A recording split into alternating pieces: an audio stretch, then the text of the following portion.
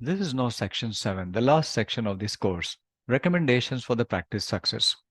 There will be only one question from this topic in the exam, and that question will be at Bloom's level 3, which is application level. These recommendations, which are part of the exam syllabus, these are supported by the ITIL guiding principles. So let's take a look at what those guiding principles are from ITIL to start with. Focus on value, start where you are, progress iteratively with feedback, collaborate and promote visibility, think and work holistically, keep it simple and practical, optimize and automate. Each of the recommendations that will come up now are linked to one or more of these guiding principles of ITIL. We have 4 recommendations on this slide and a few more on the subsequent slide. The first recommendation is to ensure clear ownership of all services.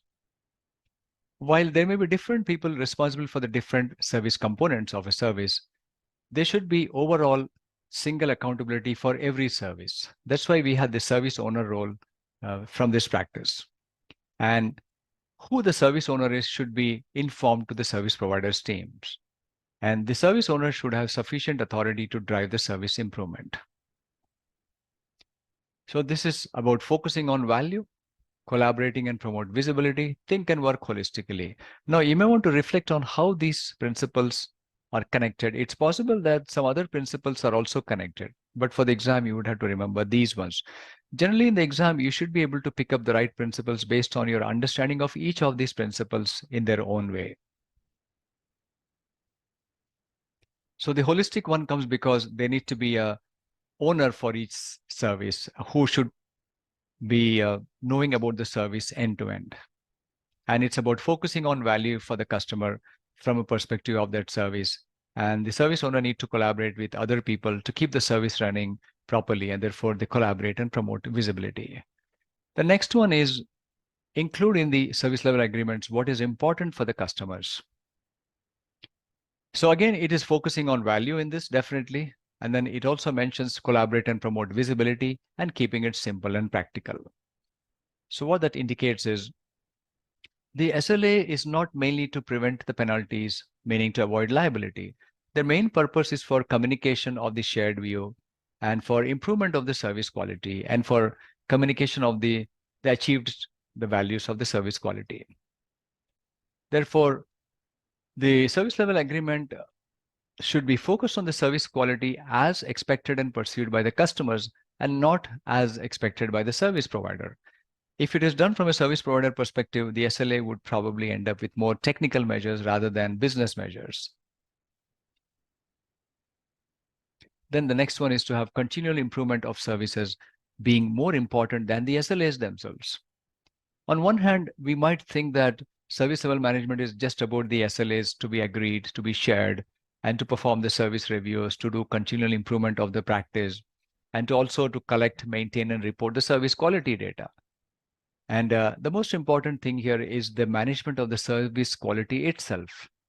And based on that, there should be continual service improvement based on that data being measured and reported. And SLAs is just a way or a means to achieving that service quality.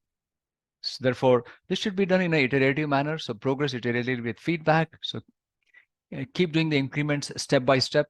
And therefore, this is also about focusing on value. The next one is for user-facing services, consider experience management. This is where the subjectiveness comes from the users because the service value is subjective. Though some of it could be measured, but experience is also an important aspect of continuous service improvement.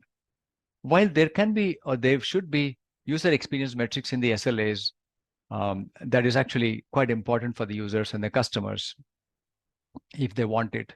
But even if the user experience is not part of the SLA, it is important to capture feedback periodically from the users and the customer and to use it for continual improvement. So it's again focusing on value, which means that what is in the SLA is not the only thing to be measured. Think beyond it, like collecting feedback, having discussions, interviews, and so on. Because we have learned earlier in the initial lesson, the key concepts of the service level management, that Initially, the customer comes with certain expectations of the service performance, but when the SLA is signed, it is more narrowed down as compared to what they initially came up with. And that's because not everything the customer wants can be documented and agreed upon using clearly defined metrics of service quality. There are a few more recommendations for us to go through. And the first one here is use SLAs to improve the communications with customer, not to avoid them. As you can see, a lot of these recommendations are revolving around the SLAs. So again, the SLAs is not like an agreement just for the purpose of like a weapon being used as some ammunition between the customer and the provider, or like a firewall between the service provider and the customers. It's more required for communication purposes of the shared view and for the performance and for the service improvement.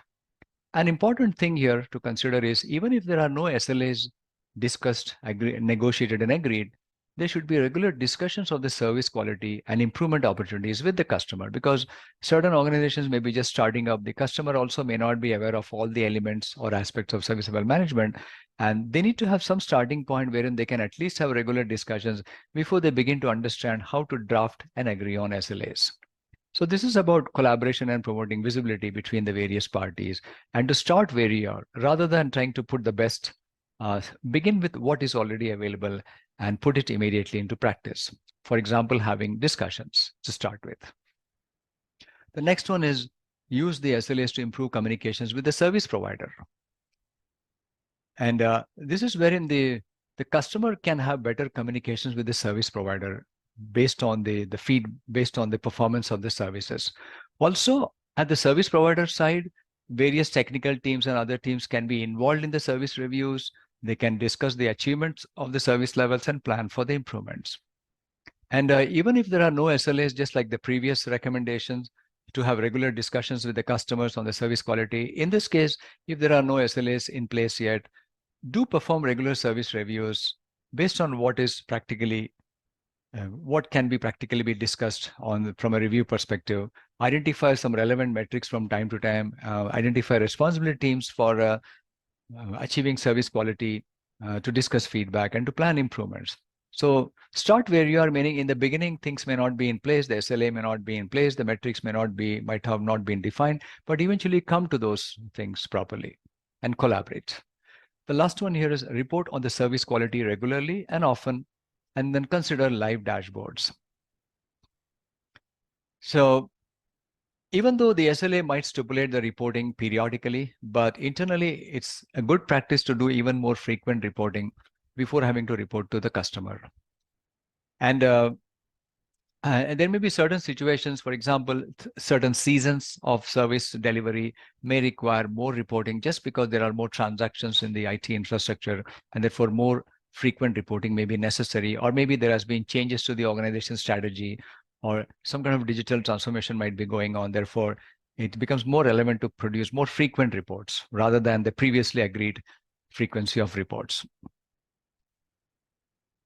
And because of this modern digital era where things happen faster, the expectations are several from users and customers. It's important to have some live service quality dashboards, which can indicate the key service health indicators. So go from, like bottom up, have certain metrics showed in terms of their current values, and they can be rolled up into certain KPIs, key performance indicators, which are a combination of a few metrics, or could be a single metric as well. And then there could be an overall highest level indicator of customer satisfaction and provider satisfaction. So again, optimize and automate for the reporting purposes, and collaborate and promote visibility in order to understand what should be on the dashboard and how to present them on the dashboard.